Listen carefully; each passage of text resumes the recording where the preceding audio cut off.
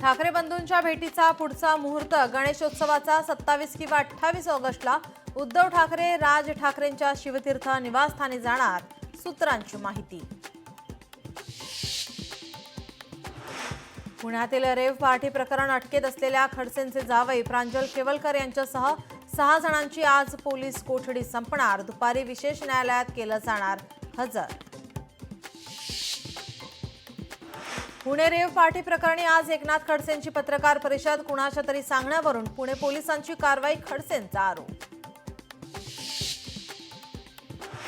राज्य मंत्रिमंडळाची आज बैठक, पुणे ड्रग्ज प्रकरण, स्थानिक स्वराज्य संस्था निवडणुका यावर चर्चा होण्याची शक्यता।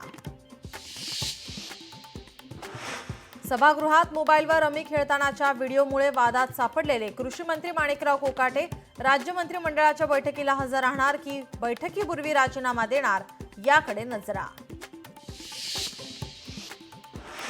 सावली बार प्रकरणी आज ठाकरेंच्या शिवसेनेचे अनिल परब मुख्यमंत्री देवेंद्र फडणवीसांची भेट घेणार, विधान परिषदेत परवांनीच मांडला होता मुद्दा। मुंबईत मोडकळीस आलेल्या किंवा धोकादायक इमारतींचा ताबा घेण्यासाठी म्हाडाने पाठवल्या 935 जणांना नोटीस, तर या नोटीस बेकायदा असल्याचा न्यायालयाचा निर्वाळा, निवृत्त न्यायाधीशांमार्फत चौकशीचे आदेश। अतिउत्साही तरुणांचा नांदणीतील महादेवी हत्तीला नेताना गोंधळ, पोलिसांची हुज्जत घालत पोलिसांच्या गाडीची तोडफोड, परिस्थिती नियंत्रणात।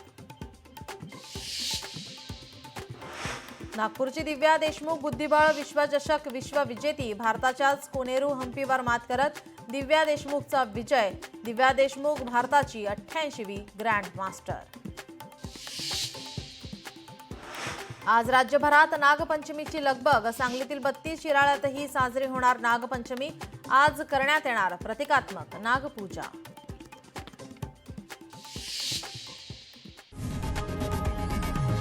लोकशाही मराठी ऐका, पहा, जागरूक रहा।